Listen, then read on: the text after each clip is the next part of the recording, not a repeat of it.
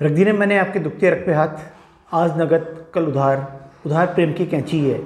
ये सब बातें सुनने में बहुत अच्छी लगती हैं, लेकिन असली बिज़नेस में हकीकत में ये सब बातें कितनी सही है ये आपको ही पता है, मेरे को भी पता है। नमस्कार दोस्तों, मैं संजय शुक्ला, आपका दोस्त। आज मैं आपसे बातें करूँगा कि आप अपना पैसा किस तरह से रिकवर कर सकते हैं बगैर कस्टमर को खोए हुए। और इन बातों को अगर आप ध्यान रखें तो आप अपना पैसा मार्केट के अंदर फंसने से एक अच्छी लिमिट तक बच सकते हैं। तो फिर देर किस बात की है, बने रहिए इस वीडियो में मेरे साथ। आज हम बातें करेंगे उन्हीं पॉइंटों पे जिसके कारण हम अपना पैसा मार्केट में कम से कम फंसा सकते हैं या पुराना पैसा हम रिकवर कर सकते हैं।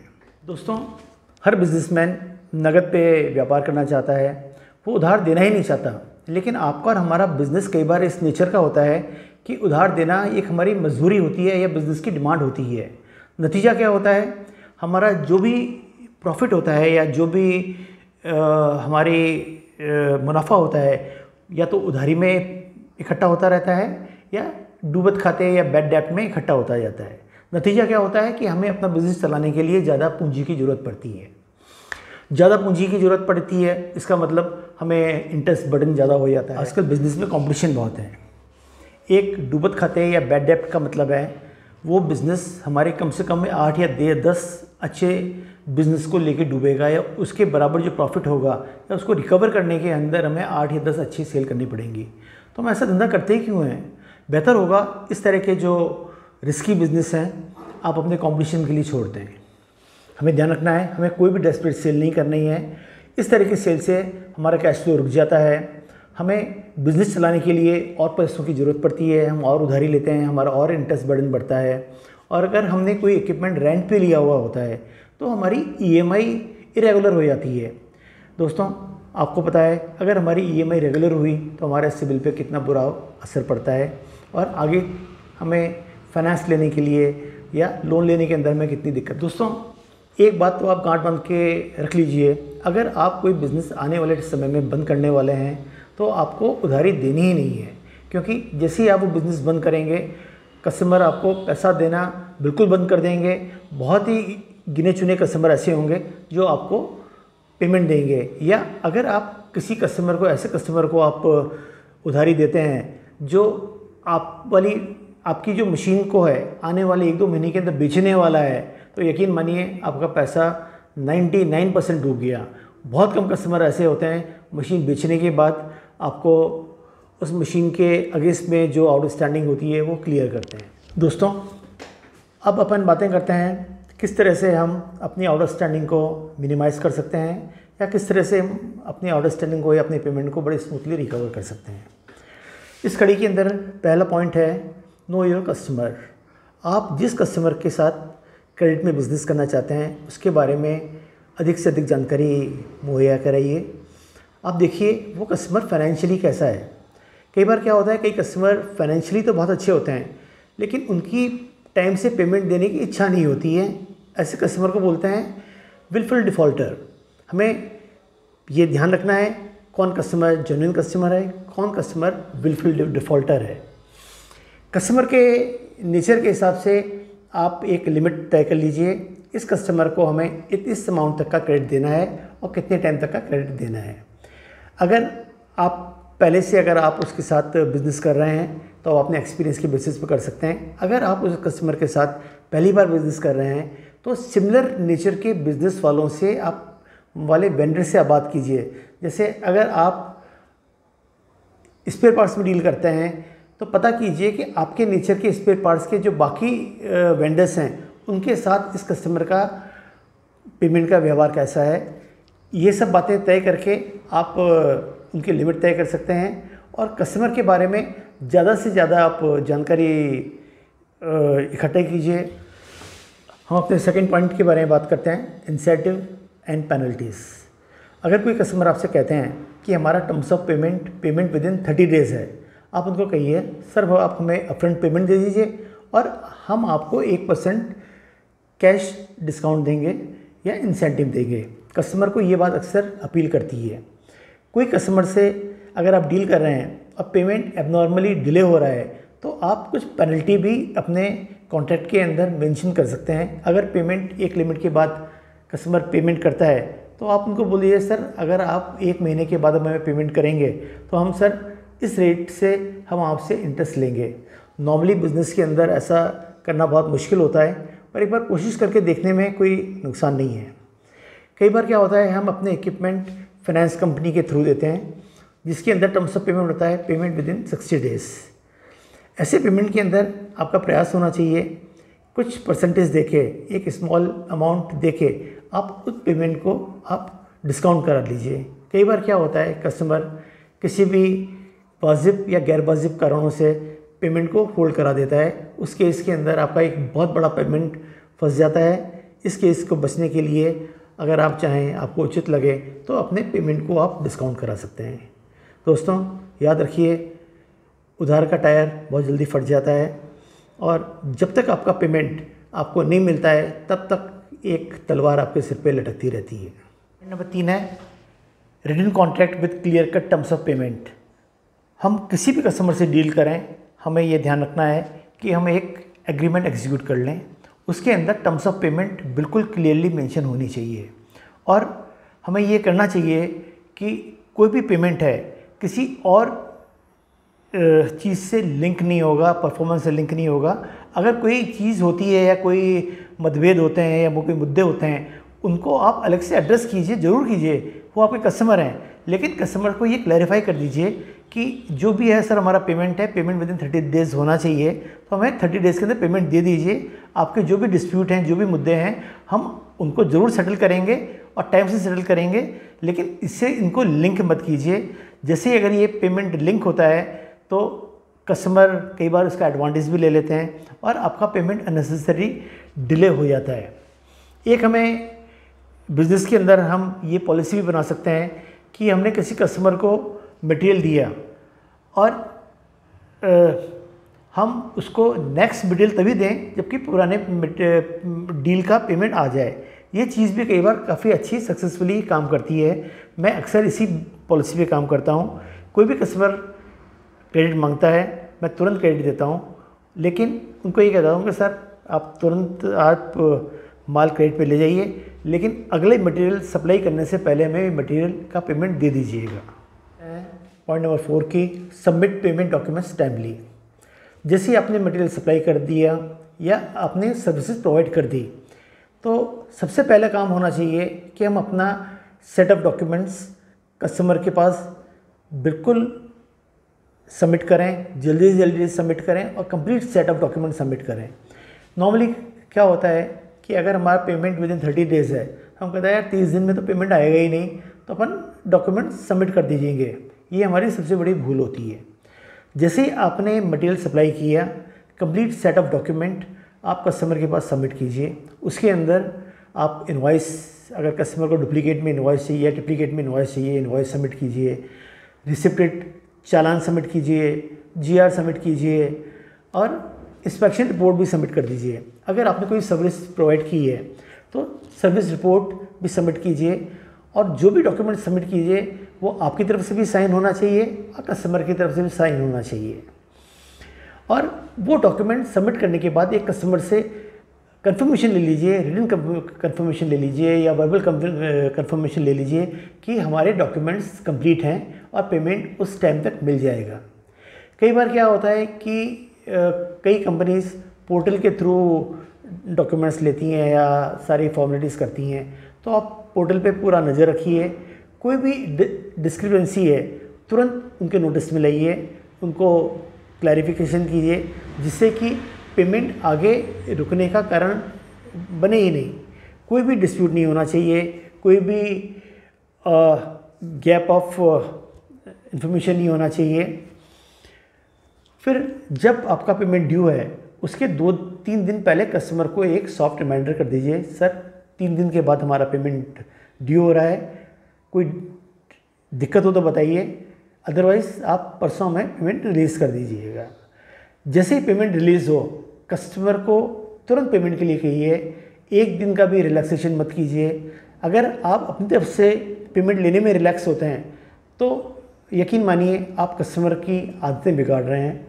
उनकी आदतें मत बिगाड़िए। जैसे ही पेमेंट आपका ड्यू होता है तुरंत पेमेंट की बात कीजिए। अब हम पॉइंट नंबर 5 की बात करेंगे, keep complete track of payment follow up. Jaisalmer में एक बहुत बढ़िया कहावत है, एक लिखा 100 बका। आप कस्टमर से पेमेंट के लिए जो भी फॉलोअप करें आप हमेशा रिटर्न में फॉलोअप कीजिए और सिस्टमेटिक फॉलोअप कीजिए। और कस्टमर कोई भी शॉर्टकमिंग बताता है आपके डॉक्यूमेंट्स में या किसी भी तरह से, तो तुरंत उनकी रिक्वायरमेंट को पूरा कीजिए। पॉइंट नंबर 5 है, कीप अकाउंट रिकनसाइल। आप अपने अकाउंट्स को हमेशा अनडिस्प्यूटेड रखिए और कस्टमर से भी statement of account time time पे मांगते जाइए और आप भी अपना statement of account time time पे कस्टमर को प्रोवाइड करते जाइए।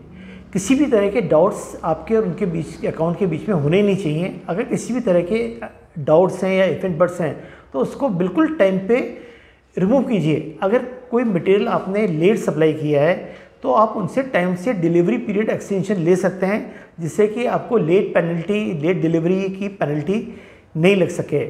और जो भी है आप डॉक्यूमेंटेशन आप रिटर्न में करेंगे तो आपके लिए बहुत फ़ायदेमंद रहेगा।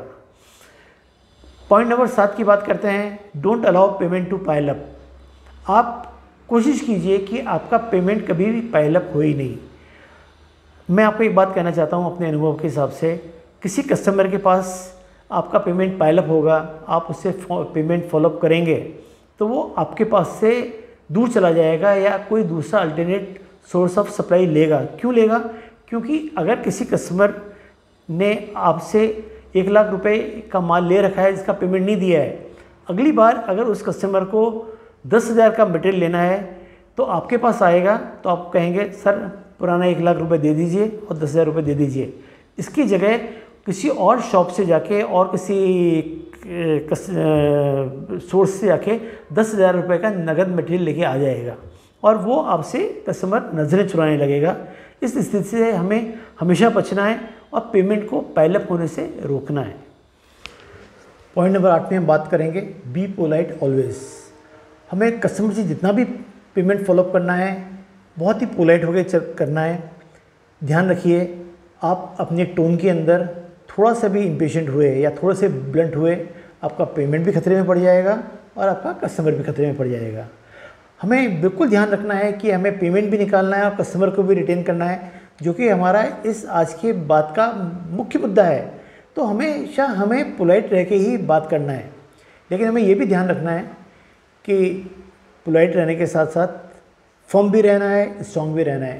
भाई आखिरकार ये आपका मेहनत का पैसा है, आप कोई खैरा तो मांग नहीं रहे हो, आप अपना पैसा मांग रहे हो, तो आप उससे पेमेंट मांगिए, बड़े फर्म होके मांगिए, अधिकार से मांगिए, पोलाइट होके मांगिए, बिल्कुल ब्लंट नहीं होना है। और कई बार क्या होता है कस्टमर को कोई फाइनेंशियल प्रॉब्लम होती है, आगे से पेमेंट नहीं आया होता है, तो आप उससे पेमेंट पोलाइट होके पेमेंट फॉलोअप कर रहे हैं या रेगुलर फॉलोअप कर रहे हैं, तो जब भी उसके पास पैसा आएगा वो आपको ज़रूर प्रायोरिटी से पेमेंट करेगा। कोई भी सेल तब तक कंप्लीट नहीं होती है जब तक कि पेमेंट रियलाइज़ नहीं होता है। तो पेमेंट रिकवरी सबसे मेन काम होता है सेल्स एग्जीक्यूटिव का। लेकिन हमें क्या करना चाहिए कि पेमेंट फॉलोअप के लिए सबसे पहले हमेशा अकाउंट्स डिपार्टमेंट को आगे रखना चाहिए, नंबर 2 पे सेल्स डिपार्टमेंट को आगे रखना चाहिए, नंबर 3 पे ओनर को आना चाहिए। क्योंकि पेमेंट फॉलोअप के अंदर अगर अकाउंटेंट आपके फॉलोअप करेंगे तो कस्टमर आपसे हमेशा डॉक्यूमेंटेशन कंप्लीट या नहीं कंप्लीट या फॉर्मेलिटी की बात करेंगे। लेकिन जैसे ही आपके सेल्स वाले फ्रंट में पेमेंट की बात करेंगे तो वो सप्लाई के बारे में या परफॉर्मेंस के बारे में बात करेगा। और अगर आप खुद पेमेंट फॉलोअप करते हैं तो कस्टमर सेटलमेंट की कई बार बात करते रहते हैं। तो हमेशा ये कोशिश कीजिए पेमेंट फॉलोअप में अकाउंट्स डिपार्टमेंट को हमेशा लीड लेनी चाहिए, उसके बाद सेल्स डिपार्टमेंट को और कंपनी के मैनेजमेंट को या ओनर को सबसे आखिर में आना चाहिए। अब हम पॉइंट नंबर 9 की बात करेंगे, मेक योरसेल्फ इंडिस्पेंसिबल। आप कस्टमर को इतनी बढ़िया सर्विस दीजिए कि आप उनके लिए ज़रूरत बन जाएं। आप इस तरह का आपका डीलिंग होनी चाहिए कि कस्टमर आपको लूज करना अफोर्ड कर ही नहीं पाए। याद रखिए टाइमली पेमेंट ऑप्शन और डिपेंडेबिलिटी का बहुत बढ़िया कॉम्बिनेशन है। अगर कस्टमर आप पे डिपेंडेंट है और उसके पास बहुत लिमिटेड ऑप्शन है तो आपका पेमेंट टाइम से आएगा ही आएगा। लेकिन कस्टमर आप पे डिपेंडेंट है ही नहीं और कस्टमर के पास बहुत ऑप्शन है, तो किसी भी समय आपका पेमेंट रोक के दूसरे सप्लायर के पास जा सकता है। इसलिए आप पूरी कोशिश कीजिए कि आप इस तरह की सर्विस दें जो इंडस्ट्री में अपने आप में बिल्कुल यूनिक हो, इनोवेटिव हो और कस्टमर आपको लूज़ करना अफोर्ड ही नहीं कर पाए। अब हम पॉइंट नंबर 10 के अंदर बात करेंगे। अगर हमारा पेमेंट फंस जाता है तो हमें एक्सटर्नल प्रेशर कस्टमर पे लगाना है, यूज़ करना है। हम उस इंडस्ट्री के बड़े स्टालवर्ड से बात करें कि सर हमारा पेमेंट फंस गया है, आप हमें मदद कीजिए, या जिस रेफरेंस से आप उस कस्टमर से मिले हो या आपने मटेरियल सप्लाई किया है उनकी आप मदद ले सकते हैं। पर बेहतर होगा कि आप पेमेंट अपने दम पे ही रिकवर करें। पॉइंट नंबर 10 की बात करूँगा फाइनल सेटलमेंट की। अगर आपका पेमेंट पाइल अप हो गया है, पेमेंट रिकवरी टाइम पे नहीं हो रही है, कस्टमर आपके बीच में कई मुद्दों पे कई डिस्प्यूट्स हैं या गैप्स हैं, अकाउंट्स के अंदर गैप हैं, तो आप कस्टमर से बैठिए और सेटलमेंट की बात कीजिए। याद रखिए सेटलमेंट बिल्कुल आखिरी सॉल्यूशन होना चाहिए। अगर कोशिश करनी चाहिए कि आपका पूरा का पूरा पैसा टाइम पे आ जाए। अगर पेमेंट टाइम पे नहीं आ रहा है या कई मुद्दे इकट्ठे हो गए हैं या कई डिस्प्यूट्स इकट्ठे हो गए हैं तो अक्रॉस द टेबल कस्टमर से बात कीजिए और सेटलमेंट अपने हित में सेटलमेंट कीजिए। दोस्तों अक्सर क्या होता है, सेटलमेंट होता है स्ट्रॉन्ग पार्टी के फेवर में ही होता है और स्ट्रॉन्ग पार्टी आज की तारीख में जो भी पेइंग अथॉरिटी वही होती है। तो सेटलमेंट से हमें बचना चाहिए और हमें ध्यान रखना चाहिए कभी भी किसी कस्टमर का पेमेंट हम राइट ऑफ नहीं करें। हम कुछ ना कुछ लेके जरूर जाएं। बोलते हैं ना भागते भूत की लंगोटी ही सही, तो हमेशा सेटलमेंट करना चाहिए और अपने हित में सेटलमेंट करना चाहिए। दोस्तों मैंने अक्सर देखा है कि पेमेंट और स्टैंडिंग पाइल अप होने के बाद अगर किसी कस्टमर के साथ आप एमिकेबल सेटलमेंट में जाते हैं या भिन्न तरीके से सेटलमेंट करते हैं तो एक हद तक आप उस कस्टमर से आगे बिज़नेस कर सकते हैं, उस कस्टमर को रिटेन कर सकते हैं। और कई बार मैंने देखा है कि आने वाले टाइम में हम उनसे बहुत बढ़िया बिज़नेस करते हैं। दोस्तों अभी तक मैंने जो भी बात की है, जो भी पॉइंट डिस्कस किए, उस केस के अंदर हम कस्टमर को आसानी से रिटेन कर सकते हैं एक बहुत अच्छी लेवल तक। अब मैं ये बात करूँगा, कई बार क्या होता है कि सेटलमेंट के अंदर भी कस्टमर इंटरेस्टेड नहीं होता है और पेमेंट देने से बिल्कुल रिफ्यूज़ कर सकता है। ऐसे कस्टमर की आपको बिल्कुल भी परवाह नहीं करनी है। वो कस्टमर रिटेन होते हैं तो भी ठीक है, रिटेन नहीं होते हैं तो भी बहुत ठीक है, क्योंकि ऐसे कस्टमर की आपको ज़रूरत होनी ही नहीं चाहिए। अगर अभी तक आपका पेमेंट रियलाइज़ नहीं कर पाए तो पॉइंट नंबर 12 के अंदर मैं आपसे बात करूँगा हायर एजेंसी। मार्केट में कई एक्सटर्नल एजेंसीज़ हैं, कई ऐसे रिकवरी एजेंट्स हैं, कोई एक जो लोग एक निश्चित परसेंटेज लेके आपका पेमेंट रियलाइज़ कर देते हैं। आप उनकी मदद ले सकते हैं। पॉइंट नंबर 13 और आखिरी पॉइंट है हमारा गो लीगल। अगर आपका पेमेंट बहुत बड़ा है और ऊपर वाली पहले वाली सारे पॉइंट्स से अगर आप पेमेंट रिकवर नहीं कर पाए और आपका डॉक्यूमेंटेशन कंप्लीट है, आपके पास पूरे एविडेंसेस हैं, तो ज़रूर लीगल जाइए और पेमेंट रिकवरी के अंदर जाइए, क्योंकि जितना भी पेमेंट मिलता है लीगली जाने पे या जब तक कि मिलता है आपकी जीत ही होगी। दोस्तों आज मैंने आपसे बात की किस तरह से आप अपना पुराना पेमेंट रिकवर कर सकते हैं या आने वाले समय के अंदर पेमेंट कम से कम ब्लॉक कर सकते हैं। मेरा वीडियो आपको ज़रूर पसंद आया होगा। अगर आपको मेरा वीडियो पसंद आया हो तो मेरे चैनल को ज़रूर सब्सक्राइब कीजिएगा और मेरे वीडियो को शेयर कीजिएगा अपने उन सब व्यापारी दोस्तों को, जिससे वो भी इस दिशा में मदद ले सकें। थैंक यू वेरी मच दोस्तों मेरा वीडियो देखने के लिए। मिलते हैं अगली बार एक नए वीडियो के साथ।